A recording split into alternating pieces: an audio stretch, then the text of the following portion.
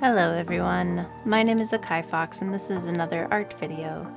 In today's video, I'm doing a special request from my very own husband for his long-awaited new logo. So what you see here is the basis or the starting point of this logo because he has a few pre-existing emotes that I've already made from a few years past. So I wanted to make sure that I wasn't creating this from complete scratch and that there would be a synergy and a cohesiveness with the other designs he already has with his channel. If you watched the Hi video from 2 weeks past, I talked about it just a little bit already, but we're applying the new things that we've learned over the last few years and redesigning an entire new logo for him. Now, this is something he's been very patient with and knows that I have quite an extensive backlog of other people that have been requesting or buying or redeeming different art requests. And so he was very patient, and I appreciate that he's allowed me to do what I need to do and still give him what he's looking for.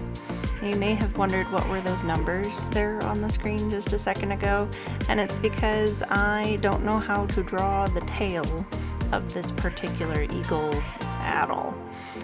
This is a wedge-tailed eagle. They are one of the largest flying raptors in Australia and the 4th largest flying raptor in the world. They're carnivorous hunters. They can spot their meal over a mile away, which is wild. I do remember having the opportunity to see a few in person. One while I was in Australia at a nature preserve, so not a zoo, because they actually have some breeding programs and some things to help the animal life there. There are not a ton of natural predators in Australia. Many of the creatures out there are non-predators, which means things like introduced species, cats and foxes, have been a terrible thing for the wildlife to get used to. Now you may wonder, what am I doing with what's happening on screen? It's because I already had a pre-existing pattern for the feathers, if you will.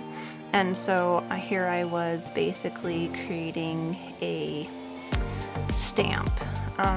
So there's an ability in Clip Studio Paint where you can basically mirror something that's already happened, and so I chose to do this for the rest of Wedgetailed, which is this character's name, because it is again a wedge-tailed eagle.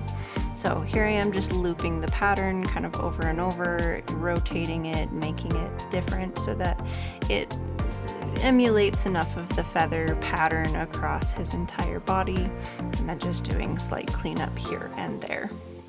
So I'm very excited that my husband now has a brand new emote, something that he can use as a standalone, just the character itself if he so chooses. And there's also a background that I will make here momentarily as we clean it up.